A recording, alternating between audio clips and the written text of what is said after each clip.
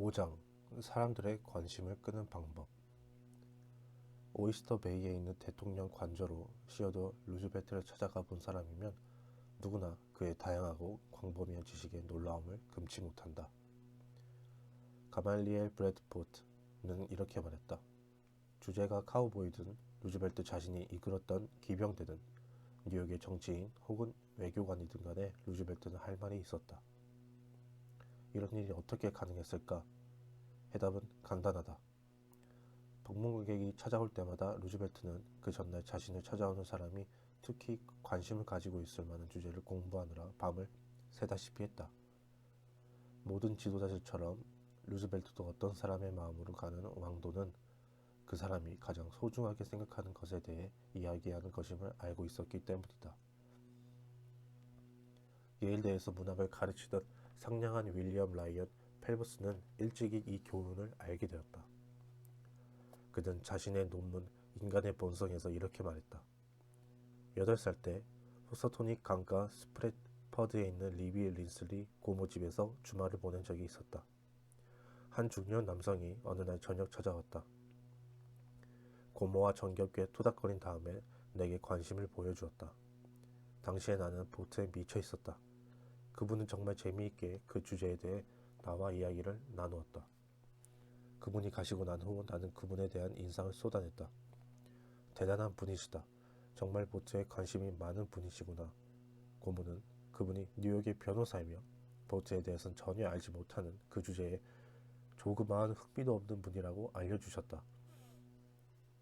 그러면 왜 그분은 내내 보트 이야기만 하셨을까요? 그분이 신사이기 때문이지.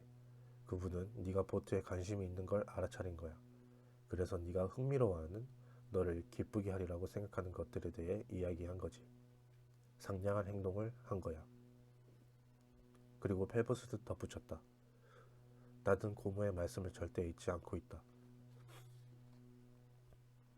이 장을 쓰고 있는 내 앞에는 에드워드 찰리프에게서 온 편지가 놓여 있다. 찰리프는 보이스카우트 운동에 열심인 사람이다. 하루는 정말 도움이 필요했어요. 유럽에서 대규모 보이스카우트 잼버리 행사가 임박해 있었어요. 저는 미국에서 손꼽히는 기업체 중 한 곳의 사장이 그 행사에 가 여행 경비를 지원해 주길 바랬죠. 다행히도 제가 그분을 만나러 가기 전에 그분이 $100만 수표를 발행하곤 수표가 취소되자 그 수표를 액자에 넣어 보관하고 있다는 말을 들었어요. 그래서 저는 그분 사무실에 들어가자마자 제일 먼저 그 수표 좀 볼 수 있겠냐고 물었죠.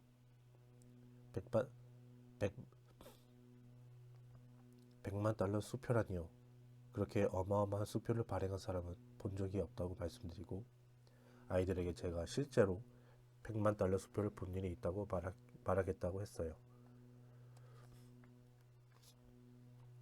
그분은 기꺼이 그 수표를 보여주셨죠. 저는 그 수표를 찬탄하며 바라보고 어떻게 이 수표가 발행되었는지를 말해달라고 했죠. 눈치챘겠지만 찰리프 씨는 보이스카우트, 유럽의 잼버리는 물론 자신이 원하는 것에 대한 이야기는 꺼내지도 않았다. 그는 다른 사람의 관심사에 대해 이야기했다. 그리고 결과는 다음과 같았다. 얼마 지나지 않아 제가 인터뷰하던 분이 말씀하셨죠. 근데 절 무엇 때문에 찾아오셨죠? 그래서 저는 제 목적을 말씀드렸습니다. 정말 놀랍게도 그분은 제가 원했던 것을 그 자리에서 당장, 그것도 훨씬 많이 주셨어요. 저는 그분께 아이 하나만 유럽으로 보내달라고 했는데 그분은 5명의 저까지 보내주시고 $1,000짜리 신용장을 주시고 무려 7주나 유럽에 머물 수 있게 해주셨어요. 게다가 유럽에 있는 지사장들에게 소개장을 써주셔서 그분들이 우리를 돌봐주셨고 친히 파리까지 오셔서 우리를 구경시켜 주셨어요. 그리고 그 다음부터 계속해서 저희 아이들 중 부모가 안 계신 아이들 몇몇에게 일자리를 주시고 있고요. 우리 그룹에서 여전히 활발한 활동을 하고 계시죠. 저는 알고 있습니다. 그의 관심자를 몰랐더라면, 먼저 그 주제로 분위기를 띄우지 않았다면 지금보다 그에게 다가가기가 10배는 더 어려웠을 겁니다. 이 소중한 방법이 비즈니스에도 적용이 될 수 있을까? 한번 알아보자.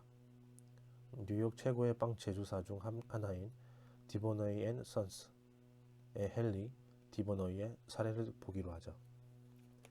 디버너이는 뉴욕의 한 호텔에 빵을 판매하려 노력해왔다. 그는 4년 동안 매주 매니저를 찾아갔다. 매니저가 다니는 사교 모임에도 나갔다. 심지어 호텔에 투숙해서 아예 살기도 했다. 모두가 빵을 팔기 위해서였다. 하지만 실패했다. 인간 관계를 배운 후 디버너이 씨는 말했다. 그러다가 저는 전략을 바꾸기로 마음먹었습니다. 저는 이 사람이 어디에서 관심을 갖는지, 그의 마음을 사로잡고 있는 것은 무엇인지 찾아보기로 했습니다. 저는 그분이 미국 호텔인 연합이라는 호텔 경영자들의 모임에 나간다는 것을 알게 되었습니다. 그분은 그 단체의 회원에 만족하지 않고 넘쳐 흐르는 열정으로 인해 그 단체를 대표하는 회장이 되고 나중에는 호텔인 국제연합에서도 회장이 되셨습니다. 어디에서 모임이 열리더라도 그곳에 계셨죠. 산을 넘고 사막이나 바다를 건너는 건 문제가 되지 않았습니다. 그래서 다음날 그분을 뵐 때 저는 그 모임에 대한 이야기를 꺼냈습니다. 대단한 반응을 이끌어냈죠. 대단한 반응이었습니다. 그분은 그 모임에 대해 30분은 이야기하시더라고요. 목소리는 열정적으로 넘쳐 흘렀습니다. 저는 이 모임이 그분의 취미이자 평생의 열정이라는 것을 너무도 분명히 알 수 있었습니다. 그분 사무실을 떠나기 전 그분은 제게 그 단체 회원권을 파셨습니다. 그러는 동안 저는 빵에 대해서는 한마디도 하지 않았습니다. 하지만 며칠 후 그 호텔 직원이 제게 전화를 했습니다. 샘플과 가격표를 가지고 오라고요. 그 직원은 저를 환영하며 말했죠. 우리 사장님께 무슨 짓을 했는지는 알 수 없지만 사장님은 확실히 당신에게 넘어간 것 같아요. 생각해 보세요. 4년 동안이나 그분을 쫓아다녔죠. 그분 호텔에 빵을 납품하려고요. 아마 지금도 그러고 있었겠죠. 그분이 어디에 관심이 있고 어떤 이야기를 좋아하시는지 알아내려 애쓰지 않았다면 말입니다. 따라서 다른 사람이 당신을 좋아하게 만들고 싶다면 5번째 규칙은 다음과 같다. 다른 사람의 관심사에 맞춰 이야기하라.